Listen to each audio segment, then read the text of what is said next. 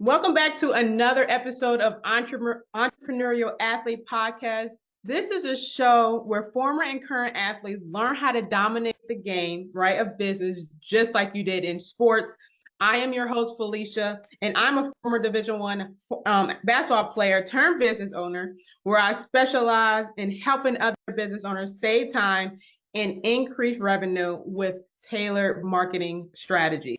And today, y'all, I'm excited about this conversation. We have another former hooper in the building. Well, not building because we're not in the same place, but on the virtual building. Okay. Andriana, welcome to the show. I'm truly happy that you're here. Thank you for being here.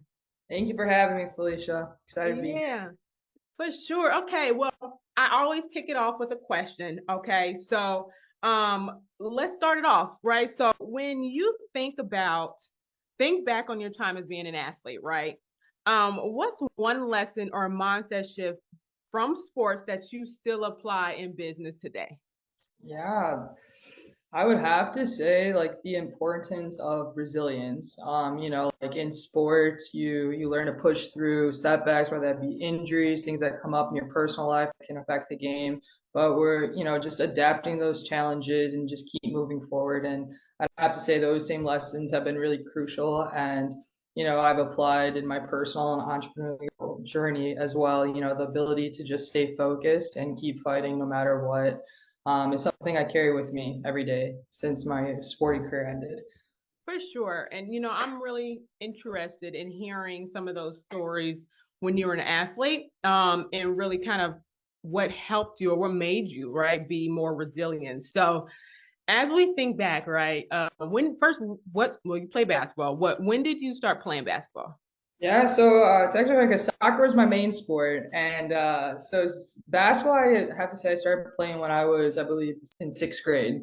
So yeah, and then after that, it's just took me to the next and the next. Oh, So wow. Oh, wait. So yeah, soccer was your main sport. yeah. What made you go to basketball? Like if soccer was your main sport? I know it's funny. Well, at the time, like, never I was first in the family to even do AAU, all that. I have an older sibling, all that. But I was just shooting at the gym one day with my dad, and someone had told us about like, travel basketball, and I was like, all right, let's give it a shot. And it ended up just working out, as you know, like from AAU, like for soccer and basketball is flopped, and so I just ended up working out that I could just pursue basketball when it came to like the traveling, and I wasn't able to do that with soccer since it was cut more in like the school season and all that. So yeah, basketball just really took off for me since then. That's dope. Yeah, it was soccer. I'm not gonna say soccer was my main sport. I guess it was. I played basketball and soccer too, but I played soccer when I was younger. So like I think elementary. Let's just say that it was like around elementary, and so um played it full time. Also basketball full time. But I vividly remember my mom saying, she didn't say it like this, but like, girl, we cannot do full time in both sports. Like you have to pick one sport. And of course I picked basketball, but like but I love soccer though. Like, you play outside. I don't like them summer game. I mean the when it was cold though. I didn't Oh like those. yeah. Oh my goodness. I don't like being cold. So like that it was And that terrible. makes sense. Yeah, I mean, over time, your body definitely like will adapt to it. But yeah, it's not fun to get warmed up before Not embracing cold. you say that, and I'm like, I don't think my body ever adapted. I don't know. I guess it's just my blood. I don't know, but no, for sure. Okay, so like, okay, so now you're playing basketball. Like you're in the sixth grade now. You're traveling, right? Was it a natural type of thing for you when it came to basketball? I'll have to say, like, my athletic ability and just that drive to always compete and work hard was exactly the same. And so, obviously, in soccer, very different sport than basketball. So, like, I always knew just to, like, I was kind of known as, like, the player to, rebound, dive on the floor, get charges, like, take charges and, like, all of that.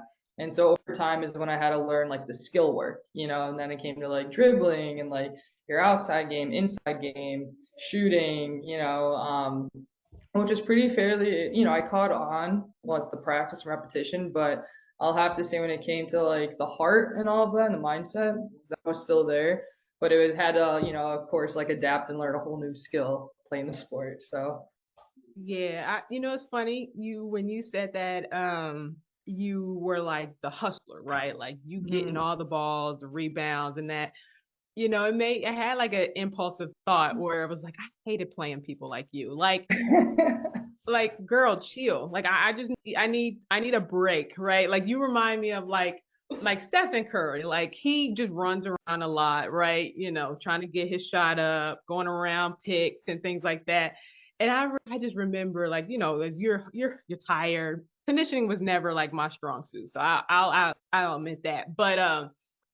But yeah, like having a box out like a player and they're just like constantly on the move. I'm like, oh my goodness, please just sit still for a little bit. But anyway, that kind of came to mind.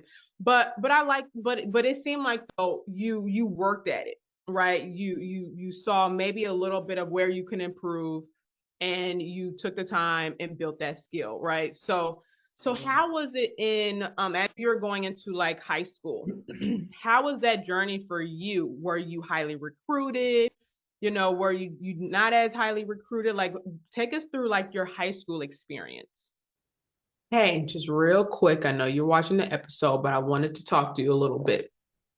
I got to put you on game to something that is going to be huge for former athletes stepping into entrepreneurship.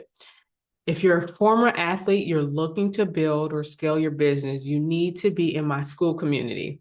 And I promise you, it's not going to be just some regular online group, but it's literally a network of all of us, former athletes who get what it's like transitioning from sports into business.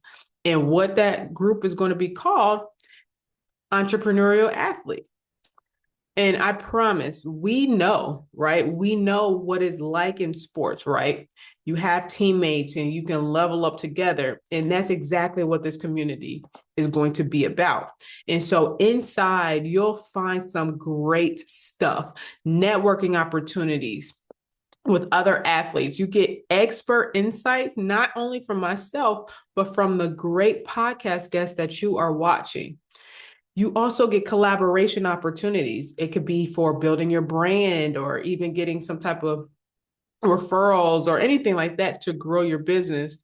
And then also exclusive events and trainings, not just virtual, but also in person as well. So check me out. Check out the link of the community. You do not want to miss it. It's going to be down in the description below. Yeah. So I was asked to do a couple camps, like college camps, and then I think at the time it was the Princeton camp, because at this time too, like you're taking the ACT, doing all that stuff, and like making your athletic profiles. And my dad was actually one who was very involved with that.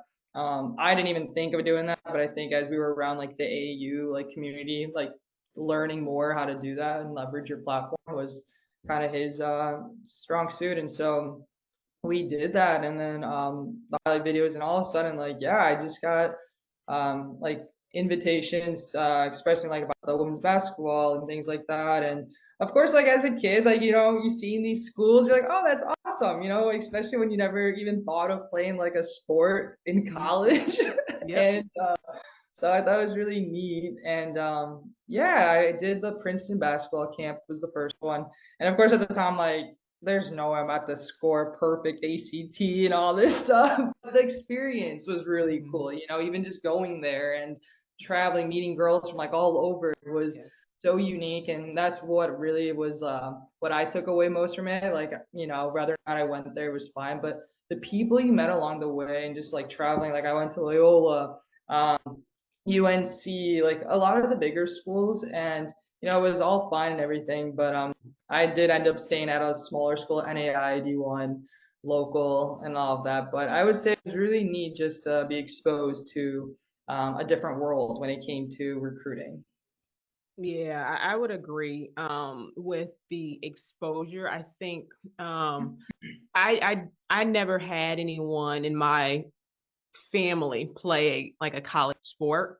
And that was a new experience for me as well. And I think that going to camps, going on like the tours of what it looks like in the locker room and just like getting that insight, it definitely opens up your mind to just possibilities, right? I think exposure is really important because if you don't know what you don't know, right?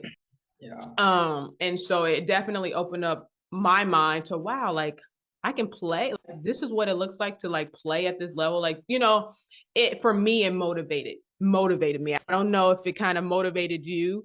But it was just like, wow, like this is what it is at the college level. Like no matter what, like it's just no matter what level you play it, I think it just opens up the possibility. And so as you go through like college or high school, right? Now you're playing college. As a freshman, right? I always love to hear what people's experience was as a freshman playing at that level because that was different, right? Like everybody's good. And not saying that high school you didn't play against great people, but like college is like I don't know the stats, but only like a certain percentage of people make it to that level, right? So how was stepping onto the college level? How was that for you? Yeah, I mean, it there wasn't for me. It was I feel like playing at the league, we had a great league and everything, but like my high school, like we had some of like the well-known like top ranked players at actually who transferred in and I was playing against. And of course, like as you know, like AU, you're exposed to so many different skill levels, talent, all of that. Um, and so I think I was definitely prepared in the way of like already being exposed to that. So already going in with that expectation, like it is even playing ground, like, like you are gonna be up against the best, like, never overlook anybody.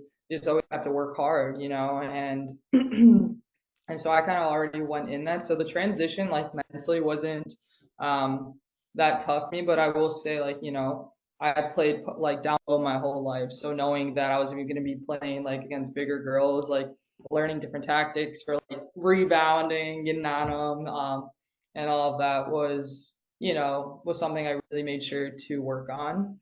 But yeah, it was a good time. It was a really good experience and all. So That's the what's up. transition was fun. Nice. I like that. And like now, of course, and we're in college, right? And was there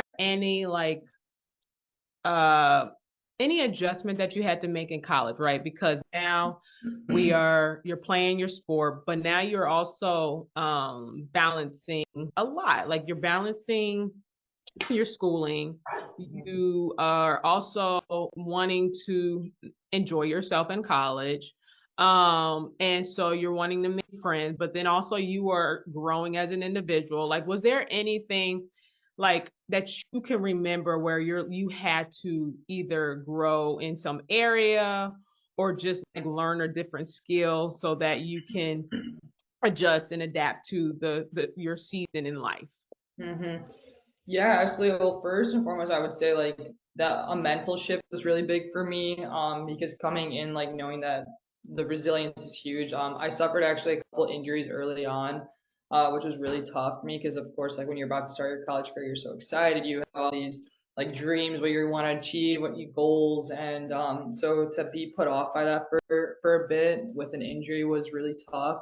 But I also, as you're on that sideline, like I was doing the stats for my team and all of that, like, in like a boot or something. And it just, you still are part of that team camaraderie and just like want to see your team succeed. But it also it like made me hungry to like really put in the work and get back so I can add value to the team and their success, our success. And so that was something like like making sure I was meeting up with like the trainers and things like that to come back. But yeah, I'd have to say I definitely learned too that I needed to extend and go up to my outside game. So really work on that. And that was a switch up for me for sure. Since I was always played, especially like grade school, high school, like the mid range. usually getting the rebounds, outletting to girls already on the perimeter. So learning to now a different like game, I guess you can say, and like the outside perimeter was a huge switch up, but I really enjoyed it, you know.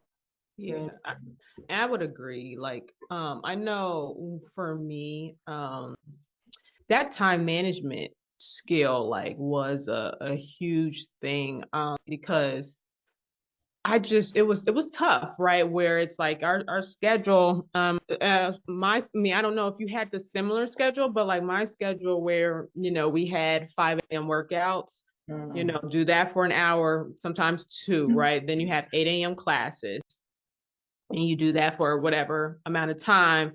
We had practice midday, so it was probably around like 12 to 1, and you're there for like 2 to 3 hours, right? And you might have to go back to class depending on your schedule.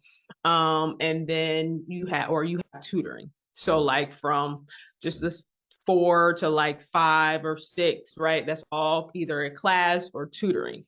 And then you're just like whomped for the day, right? Like you're just exhausted, but you have to manage your time because you have either homework, you got to study, whatever the case may be.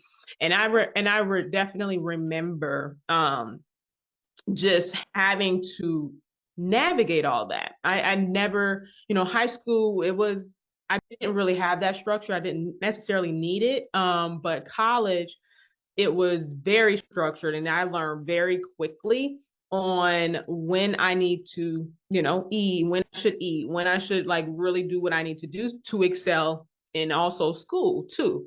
Because I'm gonna be real, school was never I never really pushed myself in school. I will never say that I'm dumb. I don't think that I'm dumb. I never thought that.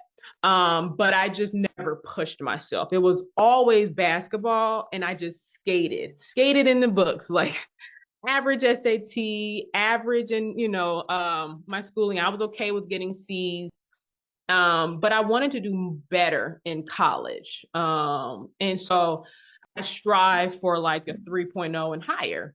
And so I knew that I needed to do better with like my time management skill. And so, and I will say, like, for me personally, though, like time management was like my bread and butter, and I had to learn that quick if I wanted to, excel in school. So I love to hear, that about what you did in college as well, because it's definitely different, right? It's a different experience than high school. And so now Andriana, right? Like you play pro, right? And so I've never had that experience. And so as you graduate, right? Because let's be real, like our sport that's our identity, right? Did you know that you wanted to play pro after college, or how did that happen for you? Yeah, Phylesha. So I did not know I was going to play pro. Didn't even have that in my head, like my mind. As you know, like being a full-time student athlete, um, we have no time for breaks. Like I come from a family of six, and like family vacations were things, friends inviting for like winter breaks, spring breaks, fall breaks, and like not ever having that and playing sports like 20 some years of your life, you miss out on a lot. It's a sacrifice. You're committing to one thing, giving it your all, mind, body, everything. So you just never have that time. And um, so I personally, like, I've always loved traveling. I, always had that adventurous spirit, and I was gonna take a gap year. That was my plan. Everything was setting it up, and we had a new coach at the end of my the beginning of my senior year. He was absolutely incredible, and he really pushed me outside my box, and he saw something in me in my basketball, at least ability, something that no coach has ever, and really challenging me to extend my game, things like that. I had one of the best seasons ending my senior year, and because of that, I will say this again, but Coach McGinty is, I believe, a huge reason why I was able to get the opportunity to play professionally. And so, an agent had reached out, and then one thing led to the next. I signed with my first agent uh, the summer after I graduated my senior year. Got a contract set up for me, then went on to play in Ireland, and then afterwards Australia. Nice. I love that. Oh, Ireland. I bet that was an amazing experience. Yes. Um, but so like did you have to, because I don't know the process at all. So did you have to like try out, like, or did you reach, or your coach, did they have to reach out to different, I guess, coaches, maybe not coaches, but like director of operations of different leagues? Like how does that work out? Yeah, so well, it first got planned to where I received on Instagram actually from it was like European something basketball, and one of my teammates' older sister who was playing professionally at the time in Europe. I reached out to her again, like this is all new to me. I was like, hey, like what? Because they reached out, sent me messages like, hey, like we're very interested in you. Like we would love to like I know you're still in school, but like talk about the opportunity of you playing professionally. Of course, like, you're like that's not real. And so Yeah. I asked my friend's sister. She's like, no, Andriana, like that's the legitimate account, and that's actually because she played at a D1 school, I played at an NAIA, so she was like, that's actually, it says a lot if they were able to find you this way, and I'm like, okay, so I ended up like kind of asking my coach about it. The one at the time, my junior season, he was like, "Oh, like that's probably nothing." So out of sight, out of mind, continued on. And my senior year with Coach McGinty, I told him about the message I received. Very different. He was like, "If anything ever comes up," because he knew how the process worked, because he was at all different schools, and he says usually like agents will reach out to the head coach and then to the players. And so that's ended up that's what happened, and signed with that agent. After that I didn't even meet my agent face to face. He had all my highlights, my stats from college, the most recent, the top two recent games to send them to, so then he can send to teams abroad. And then he was telling me what teams were interested. So I had some teams interested in Ireland, I believe Germany, and then France. And then Ireland was kind of the one that was more so biting and wanting me. So then that's how it happened. Went to Ireland and played, and then I ended up getting a second agent because some things happened. But then he's the one who got me the contract in Australia. Wow. Okay. Yeah. So how long did you play overseas? Yeah, so in total I was 2 seasons, but my second season ended short because of my season-ending injury. I ended up fracturing my ankle. Oh, ouch. How did that happen? Like, were you playing? Yeah, I was playing. It was my first appearance actually. Went up for a rebound, of course, like my normal, and then Yeah. came down and just completely, yeah, my ankle rolled. Thought it was nothing, because I, usually playing through ankle sprains, all of that. Started feeling it a little bit different. Wasn't until actually like a couple weeks that I was like, all right, something's up, and got the X-ray, and it was, yeah, a fracture. Oh man. Oh, I hate to hear those stories. Yeah.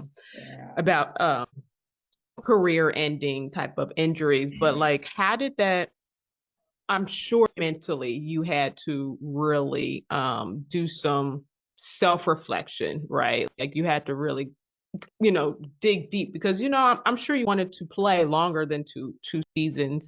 So how was that for you? Did you have to dig deep? I mean, or maybe that's kind of, maybe it was an easy transition for you. Like what was that for you? How was that for you? Yeah, so playing like when I even it was I'll have to say that playing professionally and like just being abroad, like it was an incredible opportunity, but like my mindset was like this is an opportunity for me to see the world and also play a sport, meeting people from all over the world. So that was always my mindset. It wasn't like, all right, like this is it, this could like be my full time, like lifelong thing, just make, my like this will be my career. I never like because of course like suffering injuries for in college, like you never know what can happen. Hmm. Um, and so it wasn't when I suffered that injury in Australia. It was a really tough shift for me mentally because one, like traveling like 30 some hours to a whole other country, it being like a top tier league, NBL one league, and then also just like hearing about like the excitement and how like big the game is out there and the opportunities that can present itself if you do like have a good season. I was like, I think just really wrapped up in that. I'm like, okay, like maybe this is something, I just really got to give this my all. And so it was crazy because I actually had a huge shift, and I was like, all right, Andriana, like you're gonna grind, like you're about to work on your outside game, like you really gonna dominate. And so I was getting into that, and I have my fracture, like my injury. So the timing of it was insane, but I really do believe like everything happens for a reason, and so didn't know that at the time. So after that happened, I took that solo trip to Bali to decompress mentally and physically, because I'm like, what, like, who am I? Like, aside from being an athlete, like, who is Andriana? What value does she have? Why is she here? In the world, like, what is your purpose? And kind of like allowing those questions to really just go through my mind was, you can't escape like the thoughts, you can't escape reality, especially when you're alone.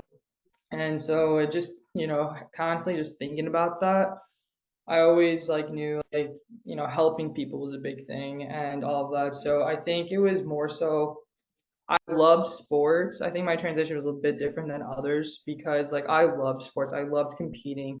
I loved meeting people, all of that. But realistically, like I always deep down knew like this wasn't always going to be my thing. But because I ended up like trying to allow it to be my thing, it didn't.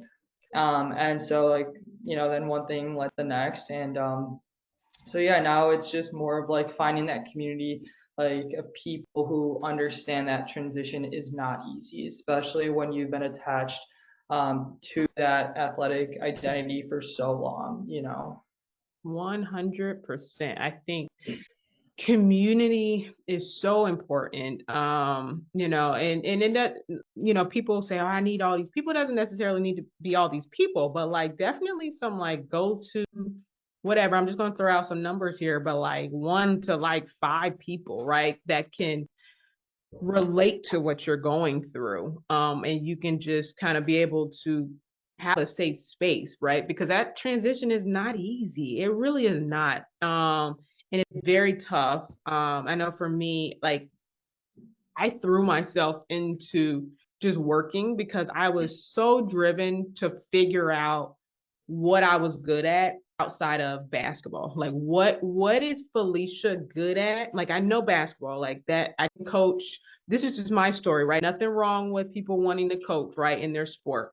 But for me, I didn't want to go to coaching because I kind of, and it might be arrogant, but I was like, I knew I know the game, but what else can I do?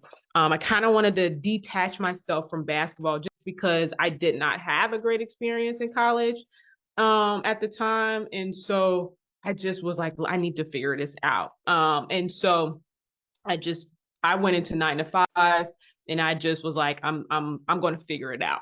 But for you, did you go into a 9 to 5? Like, I know you took the break. I know you took the break, the gap year. But after that, like, did you start, in business right away, or did you work 9 to 5, I should say? Yeah, that's a great question. I did not take that route at all. And I think that's just one, me being like my strong-headed self to knowing that, like, as you know, like majority of people are either in something just going through the motions or haven't really taken the time for themselves to discover like what they're truly passionate about and want to do something that's aligned with that. And for me, like also being around people, my close loved ones, things like that, who I see that every day. Like I knew this wasn't like something that I needed to do differently. Like I wanted to do something different and embrace myself fully. And so it was a grind. Like when I came back from playing overseas, like I was all about like doing gigs. So gigs was my huge thing of income. Meeting different people here, there, like again, something that I still enjoy doing, but it was still getting, I was still having some sort of like income. And, then I'm like, then you have those really down days that you're like, oh, like, what are you doing with your life, Andriana? So then I was like, having constant being around people like, all right, just get a job. Like you have your master's. What are you doing? Like it's very easy to fall into that. And so of course, then I went to a point I'm like, okay, like really trying to apply for a bunch of different jobs with my leveraging my master's degree, never even thinking of that before. Right. And then you have like, you run into people saying, well, you have no experience, you don't do this, like, and then I had some job offers, but then like constantly like reading this, like, you have no experience, or we went with another candidate, like, it wasn't like, sure, it was I was bummed out, but at the same time, it was very like empowering, because I think those are the moments that I realized, like, Andriana, like, there is more to you. You know for a fact that you know your value and what you're capable of, but you just have to find that community, find people who see that in you and are willing to watch and help you grow. And so, and again, I went back to my gigs, and then still hearing the same comments like, what are you doing? Like, you need insurance, you need to get a job, all this stuff. And it was really tough. But at the same time, like, that's what sparked me doing what I'm doing now with Purpose Beyond Play.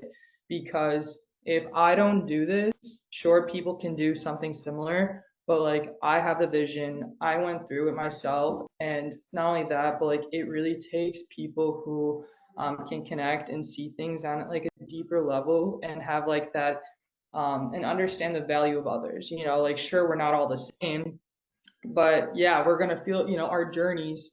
We meet people along the way that can help us. We can hold hands and walk this journey together. And it wasn't until like, I started talking to more and more people I knew who were like playing in the pros, and like former teammates of mine who like really lost themselves, and people who are still playing professionally, even who are playing through physical and mental like things going on. And like, that was like, because of course, like, you feel for them, and so that's what, like, hearing that constantly was like, this is my like, this is the why. This is why you're doing this. This is why it's you. I'm trying to, like, this is your path, your vision, your passion. And like, it's every day, even still, like, you have people who are going to tempt you and really like try to pull you on the other path, and like, of just mediocrity and just like settling and just doing something, I guess the more traditional route. But when you've made it to the other side of like really figuring out like your passion and your value, and like really embracing that in every way, I feel like that's when you really gain that momentum, to really just continue doing you and giving it your all to see where it takes you. Ooh, that's a word right there, y'all. Going to follow your passion and your purpose, and to drowning out the naysayers, or even just the people that don't see your vision. Like, don't even allow them to sway you from your vision, because they're not meant to see it, right? And some people, not even, they don't mean no harm, right? They don't mean no harm. Where it's like, yeah, are you sure you don't want to get no job? Like, it's not stable over here. Like, what about this over here? And but full with your full heart, that you're meant for more, in the sense of like your passion, like you're meant to go after that. That is a word right there. So tell us what you're doing with Purpose Beyond Play. Yeah, so it sparked basically after my very transformational trip to Bali after I had suffered my injury. And when I returned back to Australia before heading back to Chicago, I shared this with one of my teammates at the time, who, was really there for me through when I had my injury, because she was going through her ACL recovery. And so we really just able to connect. And I shared this with her, and she was just like, like, this is incredible. Like, this is something that we need. Like, I'm going through this, and I wish there was something out here for me. And I'm like, okay, like, it was nice to hear that, and then like coming back home was the hard part, because then, you share this with people who you think are going to support you and what you're doing, and it's not anything like that. So I would say like that's what sparked me more, um, to continue on. But Purpose Beyond Play is basically a global transitional platform to help guide athletes through that transition. And we basically are providing like the resources, tools, and community that are needed to make that transition smooth and successful for the individual. And this was something that was envisioned with like my own experience, but also like sharing this with others and hearing feedback as to like what they wish they needed. So again, it's nothing, we're keeping it like, it's very like simple, because at the end of the day, like you yourself cannot be happy unless you figure out your worth, your identity, your value, and your passions. You know what I mean? Like, sure, you can like be happy doing this, but like ultimately at the end of the day, like we're all gonna grow up, things like that. Like, what really fires you up? Like, if you were able to sit alone by yourself, like, and will you be able to have a smile on your face knowing that like you discovered yourself, your purpose? Like, I feel like that is like, especially nowadays, the ultimate goal that people want to achieve and get to. And so purpose beyond play is basically like, all right, your athletic identity career is over with and done, but let us now go on a journey. Let us be that community. Let us be that transitional platform for you to remind you that of your intrinsic value, that you are much more than that. And we do that by one, our community is being built. This platform will not be for every single athlete. We are aware of that. It's for those who are open and like really in a vulnerable place of like wanting to give it a shot, like believing in us, believing in our mission, what we're about. And we provide, like, for instance, for me, like learning about like the identity shift was a big one. And so we provide like different personalized programming for that with professionals to help them tap into that. And then a second component is our overall well-being, whether that's mental, physical. We are providing resources and services that are geared towards those. And, like, as for me, a big one was like knowing how to properly, one, feel my body, and also continue to be like, stretching, mobility work, like things like that, and not really overdoing it as much as you used to when you were training. Because like, although we see people doing that, like you have to be mindful of like your own self. Your body is very different now. Like, it went through so much the whole time you were playing the game, like especially if you had injuries, like being mindful that like now it's the time for you to take care of yourself, you know. So we do stuff like that. And another one is there's a lot of lack of financial knowledge, and that instability too when your career comes to an end. And of course we get scholarships to carry us through, which is incredible because we aren't left with like loans and things like that. But what then? We have nothing. We have no safety net, no nothing, especially if you go in pros, like not knowing how to properly invest, things like that. We are partnering with people, and again, all of our partnerships are with former athletes themselves. So everyone we work with are former athletes. So again, they're able to build that trust right off the bat, and it's more of a community knowing that like, okay, they got me. They will not steer me wrong. So we hit the financial one, and then the next one is career. Of course, the big ultimate one is like, now what are we going to do to propel forward and embrace ourselves fully? So we are offering through our partnerships with different companies, and like you said, like you got a 9 to 5. So basically, to figure out what you wanted to do, Yep. the career part and who we partner with, they will essentially offer like a 2-week shadow program. It'll be hands-on experience. So say you come in with us, you see the partnerships we have and what field it is, you'll be able to pick which one. Is an expedited internship process, you can say. 2 weeks here, you didn't like that. Okay, you pick another one. 2 weeks there. Okay, you don't like that. But everyone is helping each other out, because not only are these companies giving athletes an opportunity to see the value in us, but you also get to expedite the process to figure out if this is something you want to do. And then at the end, they'll have the opportunity to, one, hire that person spot on, or somebody be like, I wish you best of luck, continue like with your, with life and what you end up doing. Yeah. So we are hitting all these specific, I guess you can say, like topics and just like areas, because that's like what's like, I truly believe that is what is most important. Like, we really have to have our hand held and like be guided, because going so long with like coaches, trainers, fitness coaches, like all of that, we've always been used to like a schedule, relying on someone to help us guide us in the wrong direction. Of course, like, we have to show up. That's the biggest and foremost. Like, Yeah. we all learn you gotta show up. So showing up and like giving us this opportunity and building that trust and community, is all that we ask at Purpose Beyond Play, because our vision and everything we're doing is, again, like to help empower others to then go out and live a purpose-driven life. Well, I love what you are doing with Purpose Beyond Play. I'm just thinking back of like me not knowing what I wanted to do, and even just falling into like a not so sure about what my purpose is, right? So on the mental aspect, right? I didn't really talk to anybody about that. And I love that you are providing that platform for former athletes that are transitioning from not playing their sport anymore. And from like a career standpoint, right? You said that y'all are partnering different companies, and you're offering like an expedited, like an internship, right? That's amazing. I'm curious, like, do you cap out, like, like, obviously I don't know what I'm doing, right? Or I don't know what I want to do.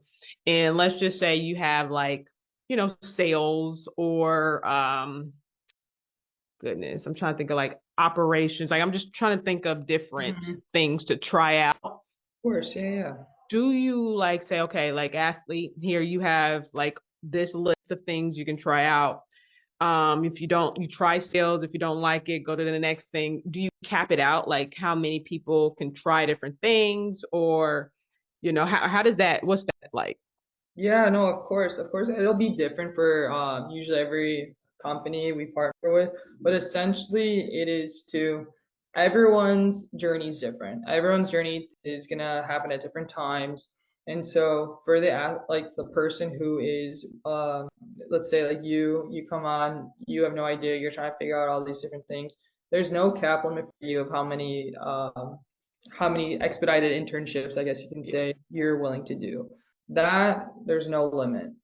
When it comes to the availability, like this is going to be again, like a global platform. So like everyone, no matter where they're at, will be able to do this. You know what I'm saying? And so it'll just depend on like usually there'll be like at least like the structure we have right now is on a calendar, kind of like how we set up our session. They'll pick and then that'll then start. It's a minimum 2 week. Like it's 2 weeks, 2 weeks, 2 weeks, and you'll be able to pick your start date and then know your end date. You know what I mean? So again, like this helps with like, athletes who are transitioning but still are working a job. You know what I mean? They might not have, like, for people like me who didn't go that route, I had all the time though, I would have benefited from something like this. Sure. But someone who is like, maybe still has that like that fear of financial insecurity, things like that, they're working and that's great. But we want to make sure this is this is open to anyone, no matter what stage they are at in life. So if they want to do a 2 week here, and then maybe next month do a 2 week, that's fine. So like everyone will be able to be in control of the pace and everything.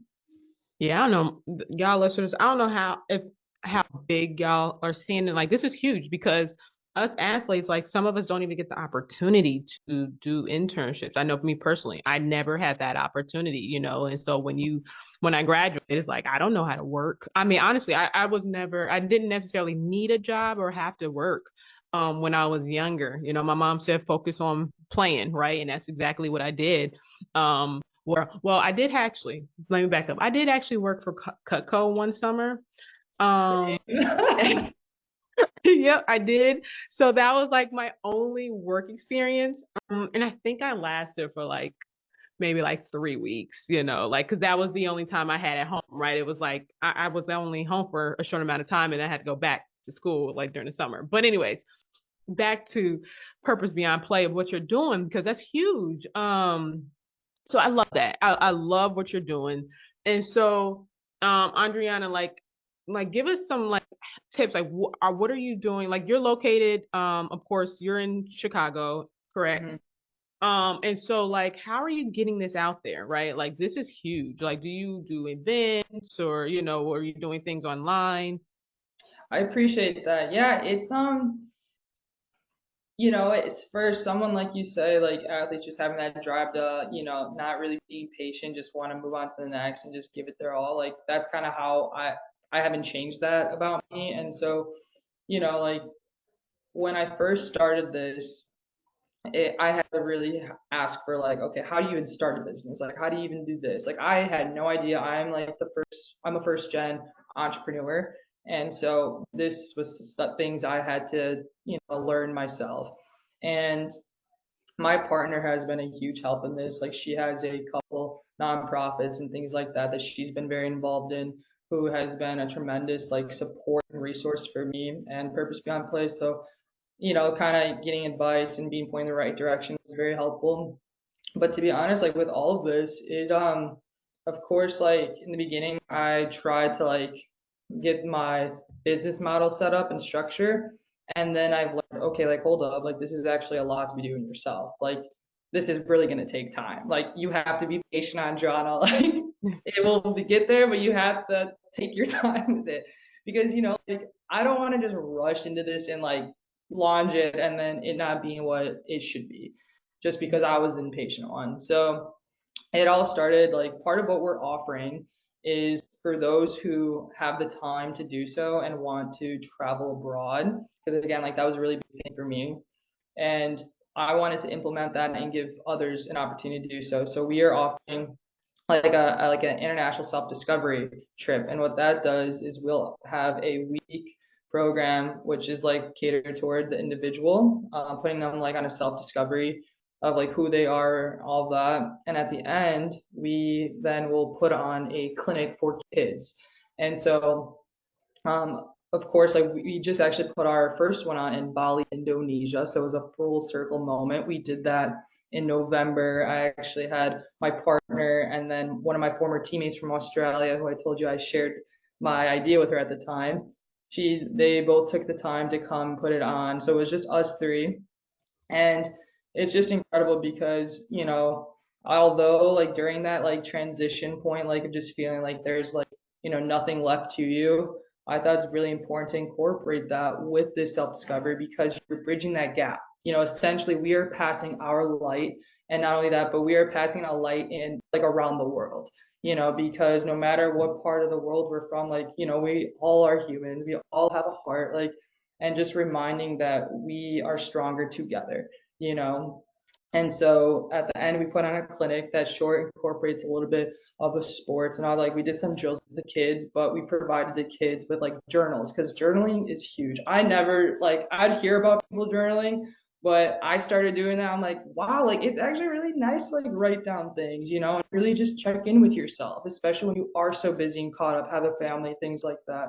Like it is good to do that. So and we provide the kids with journals, things like that, and also jersey sets.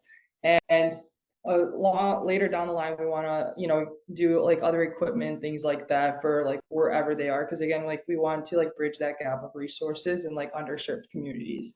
And so it was just like really incredible to put on our first clinic there and just see these kids light up, and that was something like when I first went to Bali, like seeing how these people are just finding joy in like the simplest things, like that is something, that a lot of us take for granted, so being able to see that like in a whole other part of the world is very humbling. And that is like the whole point of this though, is like being reminded that you're okay, there's more to you, reminding these people of that. And then at the end, tying it all together by passing our light, passing our knowledge, our experience, it's very powerful. And so just seeing that clinic being like a success, it really was like, okay, this is really good. This is something that is essential that Purpose Beyond Play needs to offer.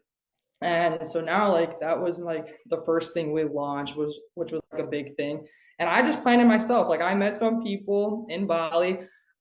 He was like my little scooter, like Uber, I guess you could say. And the thing is, these people are so willing to like do like help others. And that's another thing. Like I was like, hey, like I'm trying to do this. Like, do you mind if you go around talking to schools for me? I'll send you everything. And he's like, absolutely. He's like this, young man, and he did that because he saw the value in Purpose Beyond Play, especially how we want to like help out another country in that way.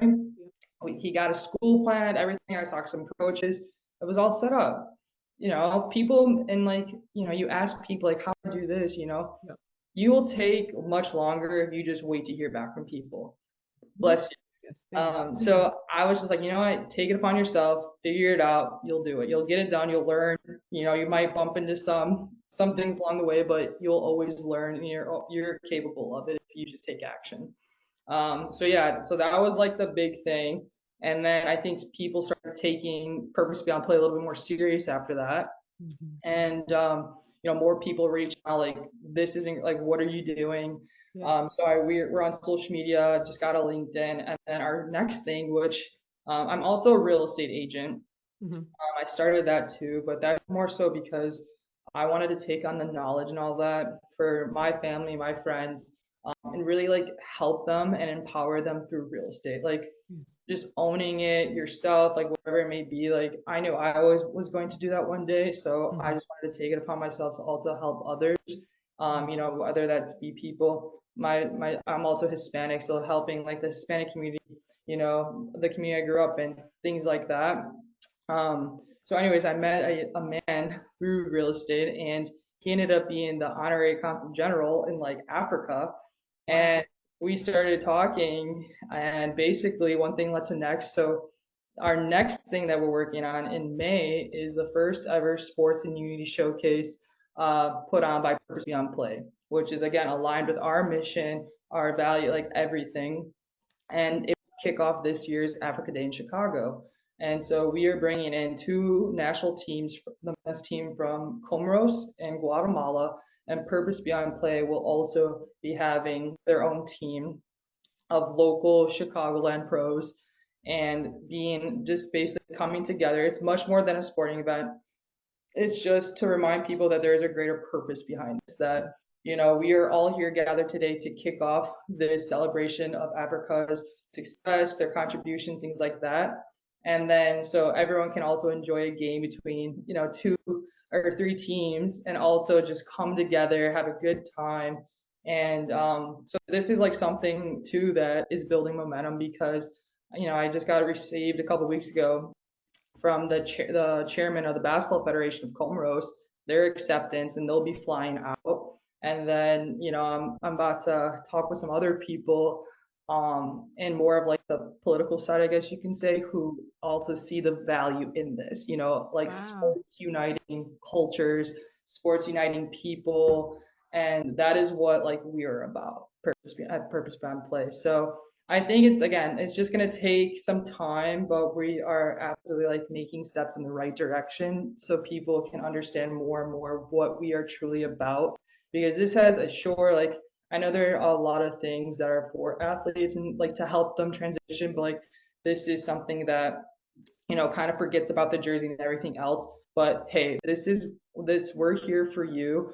We want to help you discover and remind you that you are much more. You have value to you. Now let's figure that out, tap into that, and see what you were put on this earth to do. Love that. Man, I love that. I really, really do. And honestly, like Andriana, this is such a dope conversation. And I actually really do kind of want to do a part 2 a little bit. I've never done this before. So like, because I like hearing what you're doing, I really want to dive more into Purpose Beyond Play. I think that is what y'all are doing is huge. And I want to encourage you to like just keep going. No matter what, it could be a setback, it could be an obstacle, or whatever the case may be, but keep going, because I see it. I love what you're doing. And we talked about it offline, and I would love to be a part of it in some way, right? If it's even just a share what you're doing, like I'm in, right? And so I want to just kind of wrap it up here, and of course bring you back though for part 2 and talk strictly about Purpose Beyond Play. But like the last moment, right? Like where can people find you? How can they work with you more intimately? If it be working with you on Purpose Beyond Play, excuse me, and just following your journey, like where can they find you? Absolutely. So Instagram is probably the main one everyone knows. So Instagram, we have our own account. It's just at Purpose Beyond Play. You can also follow my personal one. It's just Acosta Andriana. And then Purpose Beyond Play, we also are on LinkedIn now too. We have our own page. And we are in the process of about to launch our website, so that'll be up soon. It'll just simply be purposebeyondplay.com. And yeah, so as of now, those are all the handles and things like that. But yeah, please, everyone, like, just follow along and see the journey that we're on. I love it. And of course, I say it all the time, but I'll make sure I put your information, all of that in the description below. And one thing, Andriana, is there like any tips that you can give to anyone that's listening, right? That's a former athlete transitioning and just trying to figure it out, or even any type of business tips, like any tips that you want to share to the people that are listening? Yeah, I would first say, like, again, coming back to it and reminding people that, a big key thing is the power of resilience and adaptability, not only in sports, life, like career, like, just being like challenges are inevitable. And I feel as if, like, once we accept that and come to peace with that, everything else will be taken care of because we are only in control of ourselves, whether that's our mindset or actions.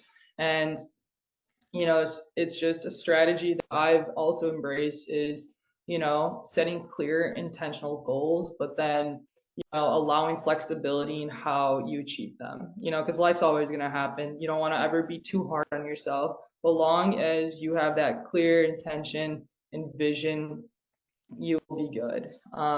And, like, embrace yourself. Like, authenticity is a power tool. Like, when you embrace yourself fully, even that if that is you transitioning or, not feeling, what to do with your life next, like, embrace yourself because you're much more than that, and everything else will take care of itself. 100%. I appreciate that, Andriana. I thank you for being a part of the show.